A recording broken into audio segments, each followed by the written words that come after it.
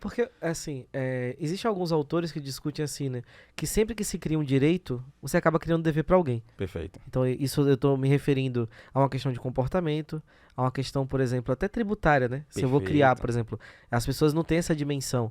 Porque quando eu vou criar uma lei, a lei, obviamente, a lei, o intuito é ajudar. Vamos partir desse seguinte pressuposto.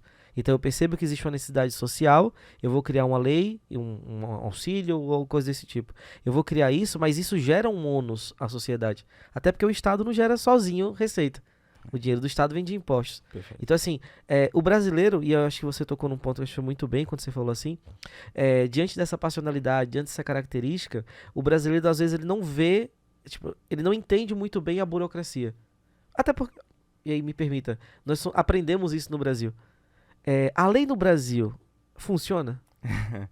São questões complexas e se olhar direitinho, de fato, se você perceber o Estado em si, em tese, ele não produz, ele não cria os recursos, né? Quando ele cria uma política social ou quando um governante entende que é adequado distribuir um recurso daquela forma, necessariamente ele vai ter que prever em determinado momento de onde vai vir o recurso e onde vai vir a fonte É a para poder responsabilidade fiscal, né? redistribuir. Exatamente, incluído. Então, qual o problema?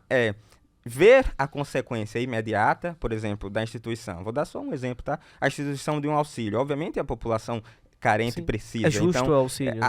o cidadão entende aquilo como algo bom. O que ele não consegue perceber, como efeito, inclusive, secundário da criação daquele benefício, é que, em contrapartida, serão necessários cobrar, né? Vai ser necessário cobrar ou exigir o imposto para que aquele benefício seja instituído e que possa sustentar ele. Então, essa é a questão. Ver, em tese, o benefício imediato, Uhum. ou seja, o ponto positivo imediato, e ver saber da existência da necessidade da população, necessidade existe, e a dificuldade de compreensão de que para que eu possa distribuir daquela forma, previamente, eu vou ter que ter, de certa forma, retirado de alguém, né? E essa é a questão. Não, porque a gente imagina, por isso que eu toquei assim. Você já havia comentado sobre isso ao longo do podcast, né?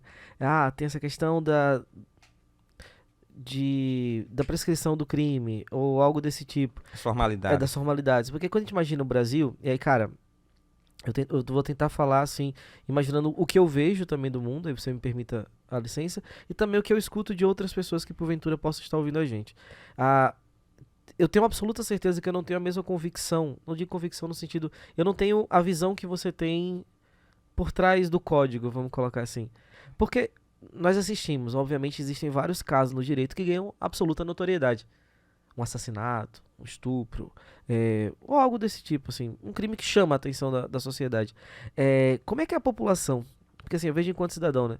Olha, esse cara tirou a vida de um inocente, ele cometeu um crime bárbaro, e muitas vezes, eu acho que essa é a dimensão do que falta na população, né? E eu digo isso como parte dela.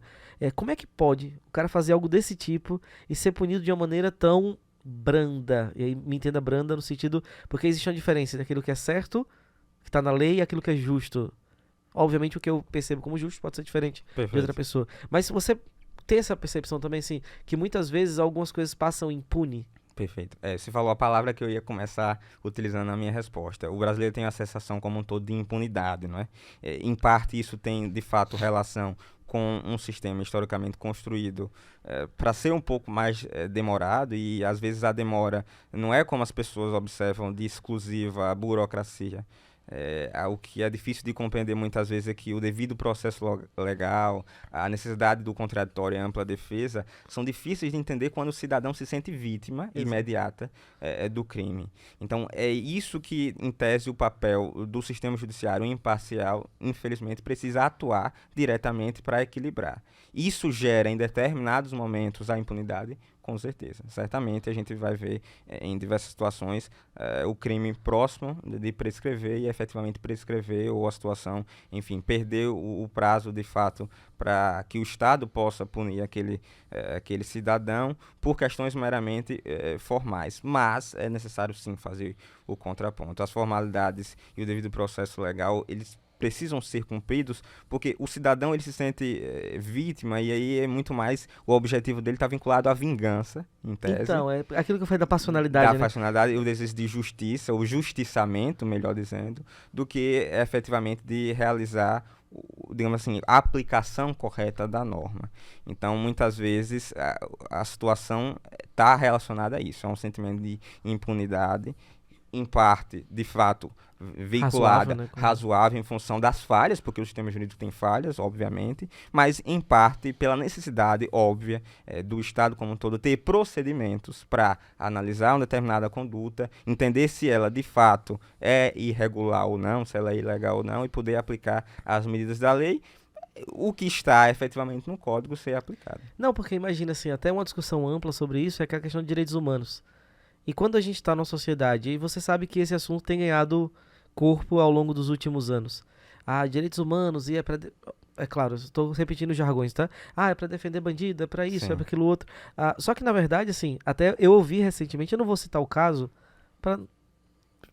é desnecessário, mas aconteceu um caso muito bárbaro, morte de inocentes, e eu ouvi de uma pessoa bem assim, olha, como é que um advogado defende um cara desse?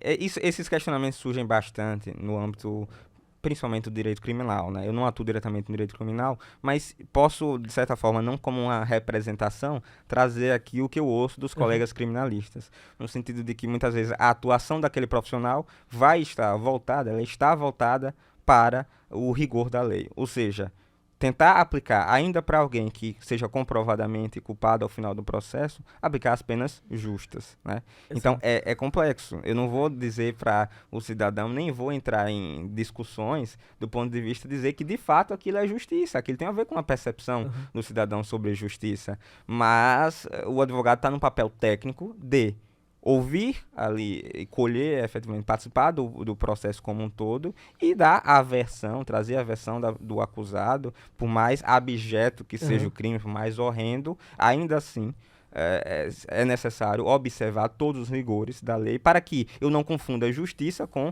justiçamento, eu não confunda, em tese, a aplicação da lei com vingança. Essa é a questão. É aquela ideia do delito da lei, né? A proporção, né? Perfeito. Tem que haver uma proporção crime e pena, na verdade. E não só a proporção, mas eu digo assim, até seguir o regramento de forma rigorosa é uma maneira de garantir como um todo a aplicação correta desse tipo de lei, esse tipo de pena, tá?